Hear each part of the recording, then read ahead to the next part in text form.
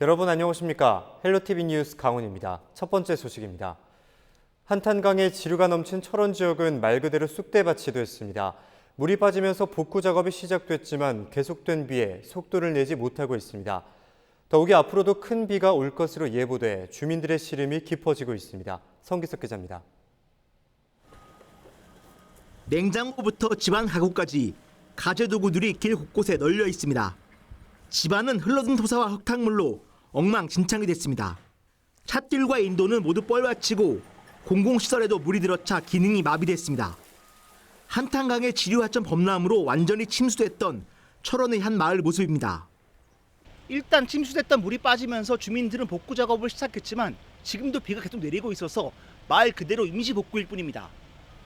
철원군이 지난 5일 오후 주민 대피령을 내렸던 마을은 동송읍 이길리와 갈마읍 정현리, 김화읍 생창리 등 모두 4곳입니다. 주민들은 갑자기 물이 차기 시작했고 불과 30분 만에 마을이 완전 침수됐다며 당시 긴박했던 상황을 설명합니다. 전화만 하고 우리 손주 딸이고 뭐 그냥 빨리 나와라 하고서 나갔어요. 챙길 것도 못 챙기고. 챙기지 못 챙기니까.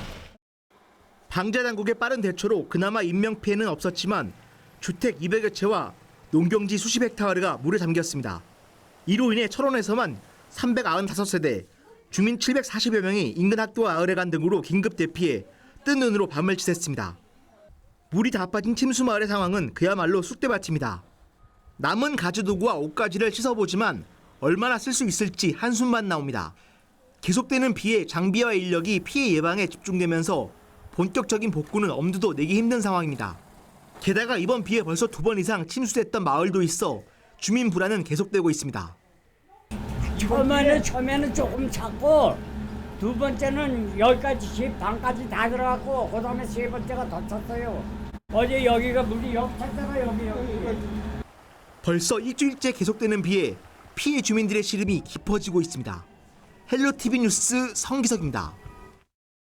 이처럼 계속되는 물폭탄에 농작물 피해도 속출하고 있습니다. 애써 키운 농작물을 한순간에 잃은 농민들은 망연자실하고 있는데요. 닷새 동안 400mm에 가까운 비가 쏟아진 영월 등 영서 남부 지역 상황도 심각하다고 합니다. 김선아 기자가 현장 취재했습니다. 네, 제가 있는 이곳은 영월군 남면의 한 사과 농장입니다. 이 사과나무 500그루를 재배하는 곳으로 원래는 다음 달 수확을 앞두고 있었다고 하는데요. 그런데 하천이 범람하면서 지금 보시는 것처럼 물에 휩쓸려온 작풀과 쓰레기들이 사과나무를 덮친 상황입니다. 또 곳곳에는 뿌리가 뽑힌 나무들이 나뒹굴고 있는데요. 이렇게 갑자기 쏟아진 물폭탄에 농가 피해가 극심한 상황입니다. 뿌리를 드러낸 채 맥없이 쓰러져 버린 나무를 보며 농민들은 망연자실해하고 있습니다. 곧 다가올 추석을 앞두고 수확 준비에 한창이었는데 결국 올해 농사를 포기했습니다. 이 토교 1, 2지역이 확장 공사가 안 돼가지고 이런 현상이 일어난 것 같습니다. 진짜 뭐 이루 말할 수가 없습니다, 심정이. 그 사과나무는 원래 한 잘만 심어놓으면 20년 동안 수확하는데 20년 농사가 하루아침에 날아간 것 같습니다. 다른 곳도 사정은 마찬가지입니다. 수확철에 맞은 고추밭은 흙탕물에 잠겨버렸고 배추나 콩 등 다른 농작물도 침수돼 잘 자랄 수 있을지 걱정입니다. 비가 그칠 기미가 보이지 않아 복구는 엄두도 못 내고 있습니다. 참 깨고 고추고 뭐 아주 다 뿌리조차 뽑아가고 하나도 없어요. 뭐 오리고 닭히고 다 떠나가서 어디로 가는지 찾지도 못하고 다 죽고 뭐. 며칠째 이어지는 집중호우에 영서 지역을 중심으로 농작물 피해가 잇따르고 있습니다. 집중호우가 시작된 지 일주일도 안 돼 축구장 370여 개 면적에 달하는 도내 농경지가 침수됐습니다. 정부는 농가 피해를 신속히 조사하고 대책을 마련하겠다고 밝혔습니다. 하지만 시간이 갈수록 비 피해가 더욱 커지면서 농민들의 한숨은 더욱 깊어지고 있습니다. 헬로티비 뉴스 김선아입니다. 집중호우로 인해 주요 하천변을 통제하는 지역이 늘었는데요. 일부 시민들이 출입 제한선 안에 들어가 운동이나 산책을 하는 경우가 있습니다. 하지만 급류에 휩쓸리는 등 위험이 높은 만큼 장마철 하천변에 절대 출입을 해서는 안 됩니다. 심다혜 기자가 취재했습니다. 자전거 도로와 산책로가 물에 잠겼습니다. 장대비로 하천의 수위가 높아지면서 넘친 겁니다. 해당 하천의 출입은 통제된 상황. 하지만 시민들이 출입 금지선 안으로 들어가 산책을 할 뿐 아니라 자전거도 탑니다. 또 다른 하천변. 비가 퍼붓는데도 우산을 쓰며 걷는가 하면 심지어 하천 가까이에 앉아 구경까지 합니다. 와서 여기 가시지 말라고 그렇게 막는데도 말 안 듣는 사람 안 들어. 그냥 무조건 가. 평소 7.7m였던 하천의 수위는 당일 새벽 2m 이상 올랐습니다. 교통 통제 수위보다 1m 이상 상승한 것. 해당 지자체는 진출입로를 통제하고 출입하지 말아달라는 안내 방송도 수시로 내보내고 있습니다. 급류 지역으로서 수위가 짧은 시간에 급격히 상승하게 되거든요. 그러다 보니까 하천에 고립사고나 인명피해가 발생할 수가 있어요. 전문가들은 비가 잠시 그쳤더라도 하천변에 가까이 가서는 안 된다고 조언합니다. 지금 거기는 비가 안 오지만 이 빗물은 다른 곳에서 흘러오는 거잖아요. 그럼 갑작스럽게 강물이 좀 불어서 금방 사람이 휩쓸리게 되거나 또는 참 집안이 무너져가지고 뚝 같은 것이 무너져가지고 내가 서 있는 곳이 갑자기 무너져 내려서 내가 물로 빠질 수가 있다는 얘기죠. 지난 1일 서울의 한 하천에서는 산책하던 80대 남성이 목숨을 잃었습니다. 사고 당일 시간당 52mm의 집중호우가 내렸습니다. 급류에 휩쓸리는 등 사고의 위험이 높은 만큼 장마철 하천변 산책은 자제해야 합니다. 헬로티비 뉴스 심다혜입니다.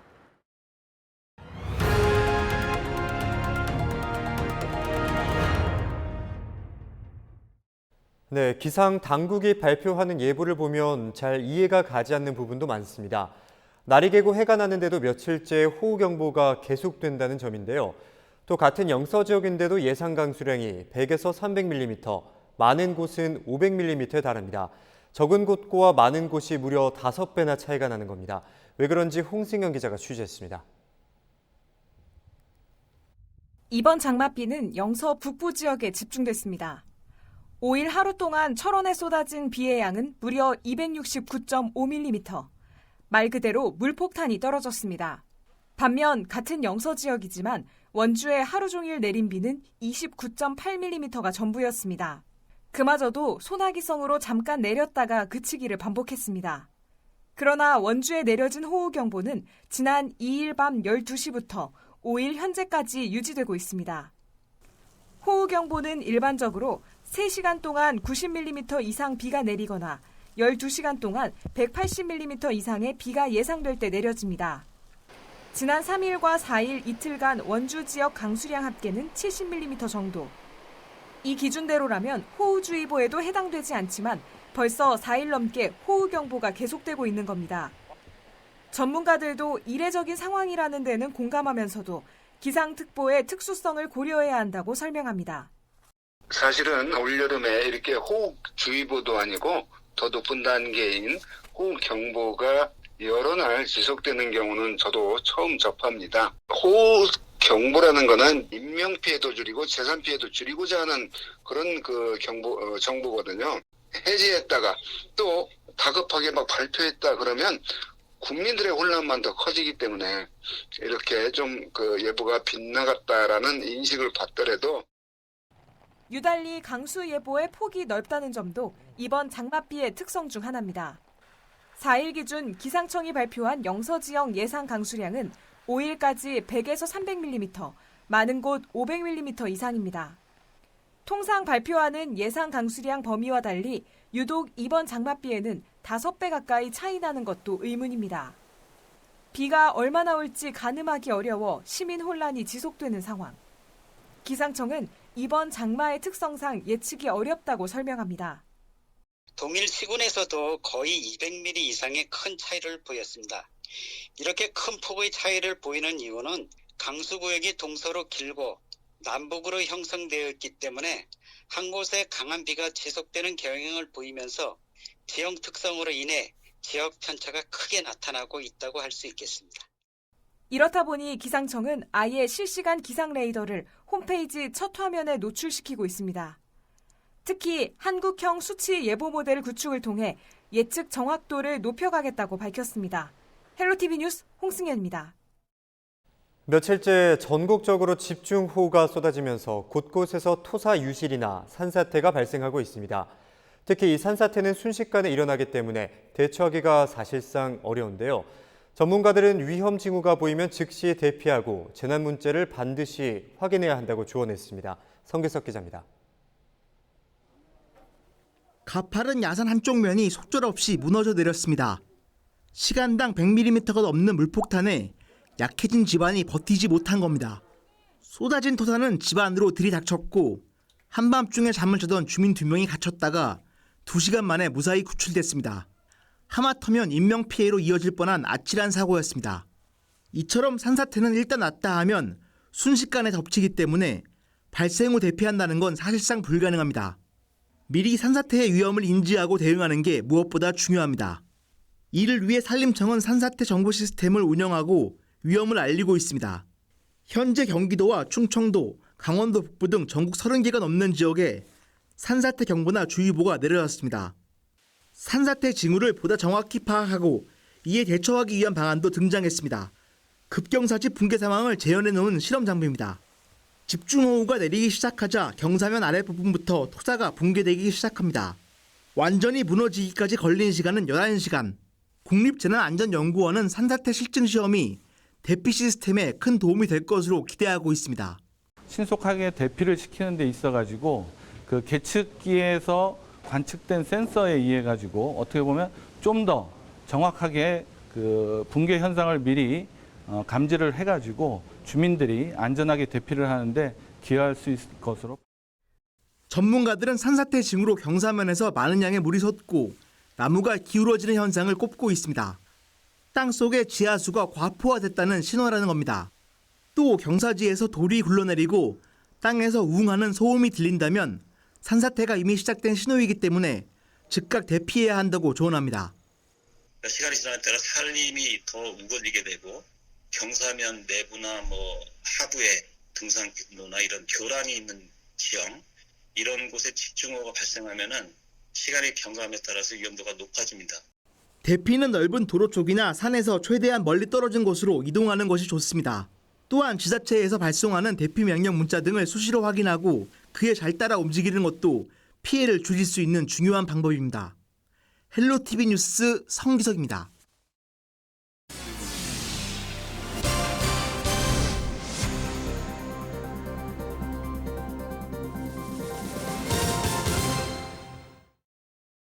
(20년) 넘는 역사를 자랑하는 정동진 독립영화제가 오는 9일부터 개최됩니다. 이번 영화제에는 모두 24편의 개성 넘치는 독립영화들이 상영되는데요. 여름 휴가철을 맞아 야외에서 열리는 영화제인 만큼 호응도 높을 것으로 예상되고 있습니다. 박건상 기자의 보도입니다. 엄마는 내가 아주 어릴 때 이혼하셨다. 나는 올해 34살이 되었고 엄마가 나를 낳았을 때가 35살. 그래서 그런지 요즘 자꾸 나를 혼자 키우게 되었을 때의 엄마를 상상하게 된다. 호랑이띠 엄마와 소띠 딸의 이야기를 담은 애니메이션 다큐멘터리 작품 호랑이와 소.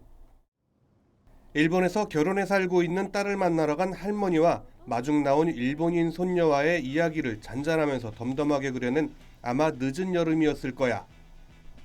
작품성이 돋보이는 독립영화들이 강릉 정동진을 찾습니다. 올해로 22회째를 맞는 정동진 독립영화제. 장편과 단편 20여 편이 넘는 개성 넘치는 독립영화들이 7일부터 9일까지 이곳 정동초등학교에서 상영됩니다. 올해 작품 공모에는 전국에서 장편 46편, 단편 979편 등 1000편이 넘는 작품들이 접수돼 역대 최대 출품 규모를 기록했습니다. 선정된 작품들 가운데 주목할 만한 작품도 여럿 있습니다. 게임을 개발한 회사마저 방치하고 있는 게임을 아직도 플레이하고 있는 유저들의 이야기를 담아낸 다큐멘터리 내 언니 전지현과 나도 눈여겨볼 만한 여러 작품 가운데 하나입니다. 코로나19 대응책도 마련됐습니다.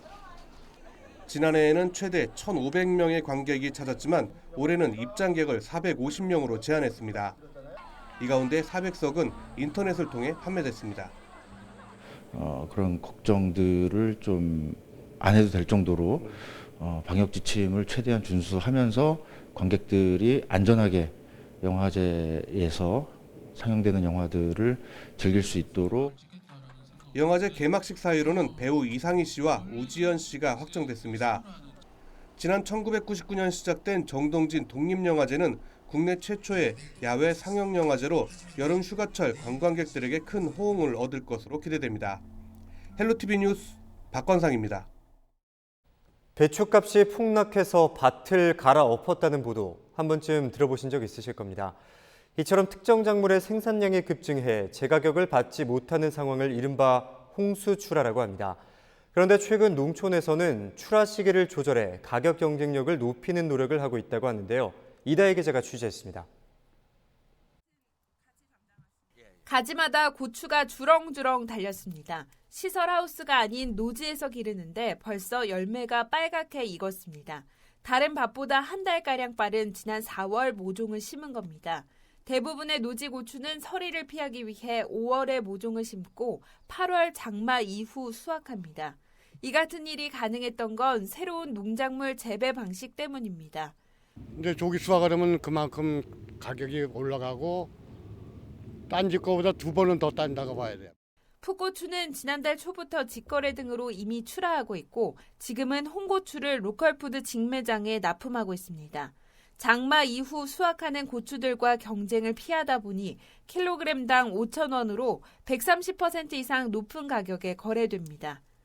일반적으로 고추는 이제 5월 초에 정식이 이루어지기 때문에 기온이 낮아서 정식하고 나서 뿌리 활착이 매우 저조한 편입니다. 이러한 것을 개선하기 위해서 농가 소득 증대로 부지포 터널 재배 시범 사업을 도입을 하였습니다. 조기 수량뿐만 아니라 병해충 예방에도 큰 도움이 되고 있습니다. 원주에서 멜론을 재배하는 한 농가도 최근 조기 출하를 마쳤습니다. 예년보다 한 달 빠른 지난 3월 시설하우스에 모종을 심어 6월 중순부터 수확이 가능해졌습니다. 타 지역 멜론에 비해 출하 시기가 보름 정도 빨라진 겁니다.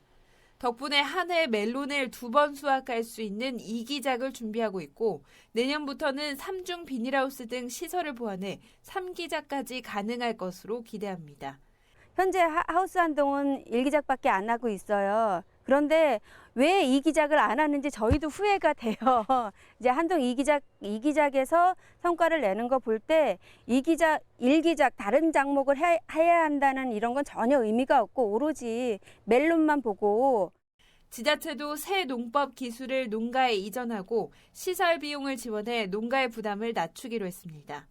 공급이 과잉이 되게 되면은 농산물 같은 경우는 상당히 가격이 하락하는 추세를 갈 수밖에 없다는 것이죠. 그런 것들을 조금 더 그런 과당 경쟁을 회피한다. 그래서 조기 출하를 통해서 농산물 가격을 조금 더 높게 받는 그러한 양상들이 많이 보이고 있다는 것이죠. 해마다 반복되는 홍수 출하와 농산물 수입 개방, 이상 기후 등 악재 속에 출하 시기 조절을 위한 노력이 농가 소득에 도움이 될지 주목됩니다. 헬로티비 뉴스 이다혜입니다. 강원도의회 민주당 소속 의원들이 레고랜드 행정사무조사권 발동 보류를 결정한 것에 대해 춘천 지역 시민단체들이 강력 반발하고 있습니다. 레고랜드 중단 촉구 범시민 대책위는 6일 성명을 통해 춘천 레고랜드 행정사무조사권 발동에 대해 판단을 보류한 강원도의회 더불어민주당에 유감을 표하며 전체 도의원을 직무유기 혐의로 고발하겠다고 밝혔습니다. 범더위는 민주당 소속 도의원들이 오로지 자당 도지사를 위해 거수기를 자처하고 있다며 행정사무조사권 발동 보류를 결정한 민주당 소속 도의원들을 강력 비판했습니다. 더불어민주당 소속 도의원들은 지난 3일 의원총회를 통해 행정사무조사권 발동에 앞서 집행부가 춘천 레고랜드 임대 수익률을 고의로 누락 보고했는지 등을 먼저 규명해야 한다고 의견을 모았습니다. 강원도교육청이 학생들의 기초학습에 집중해 학력 격차 해소에 나선다고 밝혔습니다. 최근 코로나19로 등교와 온라인 수업이 병행되면서 학생들의 학력 격차와 기초학력 미달에 대한 우려가 높아졌습니다. 이에 교육청은 철저한 방역과 안전을 전제로 등교 수업을 점진적으로 확대하기로 했습니다. 또 기초학습 지원단의 집중 순회 교육과 기초학력 집중 캠프 운영을 통해 학습 부진을 보정할 계획입니다. 이 밖에도 방학의 초등학생을 대상으로 전문기관 난도 캠프를 운영하고 중고교는 미래 수업 지원단을 구성해 기초학력 안전망이 구축될 수 있도록 합니다. 네, 이상으로 뉴스를 마치겠습니다. 저희 헬로티비 뉴스는 지영민과 함께합니다. 함께해 주신 여러분 고맙습니다. 고맙습니다.